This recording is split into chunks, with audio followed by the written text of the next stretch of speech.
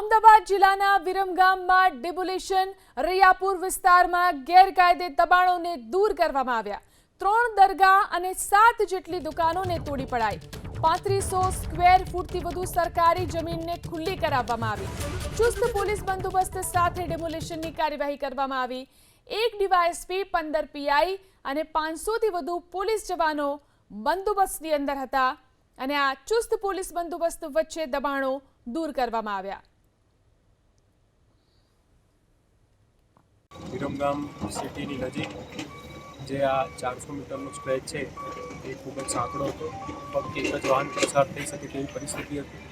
ઘણા સમયથી, ખૂબ જ લાંબા સમયથી આ રોડની પરિસ્થિતિ એવી છે, એટલે આજે આ જગ્યા ઉપર જે પ્રાઇવેટ જગ્યા હતી એનું સંપાદન કરી જમીન માલિકોને યોગ્ય વળતર ચૂકવી અને આજે રોજ આનો કબજો લઈ અને રોડની કામગીરી શરૂ કરવામાં આવી છે। આજે ગંગાસર 3 રસ્તાથી રૈયાપુર 3 રસ્તા સુધીનો રસ્તો છે, જે ઐતિહાસિક રીતે ખૂબ સાંકડો તે રસ્તા ઉપર અનેક ધાર્મિક દબાણો આવેલા હતા। તે ધાર્મિક દબાણો દૂર કરવા માટે અને સંવેદનશીલતાને ધ્યાને રાખી 1 ડીવાયએસપી, 15 પોલીસ ઇન્સ્પેક્ટર અને 550થી વધારે પોલીસ કર્મચારીઓનો ચાંપતો બંદોબસ્ત રાખવામાં આવ્યો છે।